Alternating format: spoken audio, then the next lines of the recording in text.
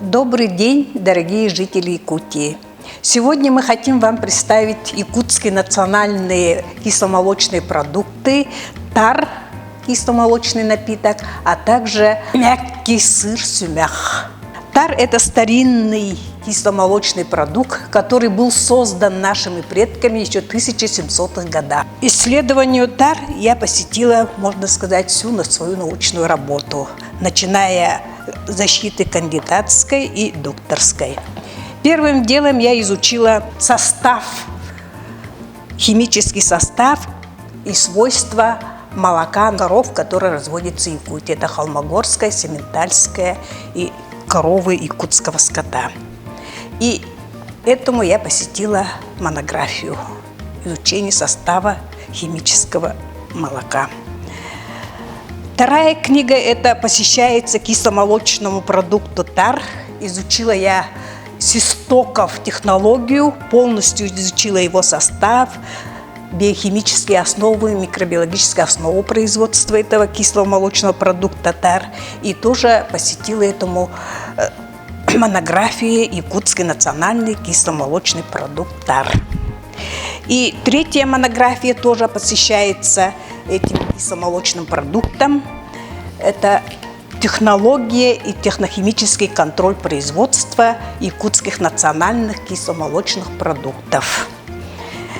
И для освещения жителей Якутии мы с преподавателями сельскохозяйственного техникума издали книгу для жителей Якутии. Это «Тугалах онна миннигес урюнас». И в этой книге поэтапно мы осветили все кисломолочные продукты, которые можно вырабатывать в домашних условиях. И сегодня мы хотим показать именно, как производятся эти национальные виды продукты в домашних условиях. Кисломолочный продукт тар. Для производства этого ценного продукта, который содержит белки, жир, углеводы, микроорганизмы, ацидофильная палочка, термофильные стрептококки, которые очень благополучно влияют на организм человека, созданы нашими предками. Для этого мы должны с вами взять литр молока,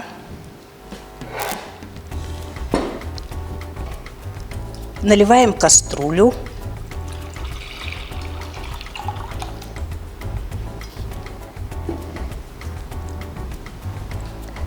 ставим на плитку и, аккуратно перемешивая, доводим его до кипения.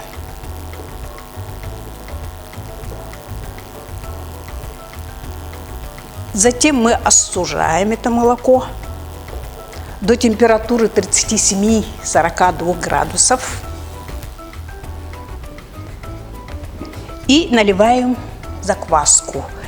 В качестве закваски вы можете использовать ряженку, потому что микробиологический состав ряженки – это ацидофильные и термофильные палочки. И на литр это мы берем от 5 до 10%, это составляет 50-100 миллилитров. Затем мы аккуратно перемешиваем. И самая суть получения сгустка заключается в том, как мы будем перемешивать. Осторожно отпускаем до дна и по стенкам вокруг перемешиваем в течение 10-15 минут. Итак, мы ставим теплое место, обычно закрывают крышкой, можно укутать тряпками и поставить возле батареи. В течение 3, это зависит от активности нашей закваски, до 6 часов. После того, как получится сгусток, он получается плотный такой, нежная консистенция получается. Тар у нас содержит, я вам уже говорила, белок, жир, и микроорганизмы выделяют ферменты, который вырабатывает витамины. Витамин группы В и С витамин. И поэтому в этом заключается целебные свойства, диетические свойства кисломолочного продукта тар. В старину тар делали в течение 3 месяцев. Для этого они деревянной бочки тар сквашивали в течение 3 месяцев. При этом образовывалась сыворотка. Эту сыворотку они сливали и использовали его для производства каш, допустим, для оладий, стрепни. А сгусток, он содержит молочную кислоту, и чем дольше его сквашивают, ценность вот этого кисломолочного продукта тар заключается в том, что образуется молочная кислота, и в старину что делали? В тар бросали кости рыб или уток, и они растворялись в этой молочной кислоте, и ритуал у них был такой – замораживание тар. Это производили в ноябре месяце. И целый ритуал замораживания тар. Как они замораживали? Они выкапывали ямы где-то диаметром 1 кубический метр, замазывали его навозом крупного рогатого скота, заливали водой, чтобы стерильные были, и в эти ямы наливали тар. И таким образом проводили замораживание. И этот тар в замороженном виде использовали в течение года. Размораживали его при комнатной температуре, и тар приобретал свой первоначальный вид. И в этом и заключается производство вот этого кисломолочного продукта тар зрелый. И тар зрелый вы тоже можете в течение 3 дней также в теплом месте держать, сыворотку сливать, доливать молоко, и сгусток получается очень густой, и вы его тоже можете замораживать в домашних условиях, холодильной, где замораживаете лед. Вот этих и небольшими порциями можете использовать. А теперь попробуем наш готовый тар. Посмотрите, как он наливается равномерно. Консистенция получилась очень нежная.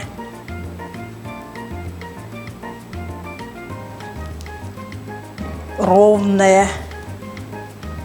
Это говорит о том, что нежность консистенции показывает о том, что у нас кисломолочный продукт получился. А теперь я вас хочу ознакомить с результатами производства замороженного тар в домашних условиях. В течение 3 дней мы заквашивали тар, сливали жидкость, которая образуется сверху, доливали туда молоко, и после этого мы замораживали его в холодильнике, и получается вот такие вот очень разные формы можно его сделать. Легко отделяется от формы, можно сделать любые, и вот такие, и можно их в замороженном виде хранить в течение 3 месяцев. Оттаивать можно при комнатной температуре или в холодильнике в самом. И это продукт у вас будет также сохранен своими свойствами, питательными веществами, витаминами, и можно его употреблять вот в течение 1 месяца. Очень нежный, вкусный, кисломолочный вкус, полезный для здоровья, для людей всех категорий возраста. Дорогие жители Якутии, я очень хочу, чтобы вы знали наши национальные якутские молочные продукты, которые считаются экологически чистыми и обладают функциональными свойствами.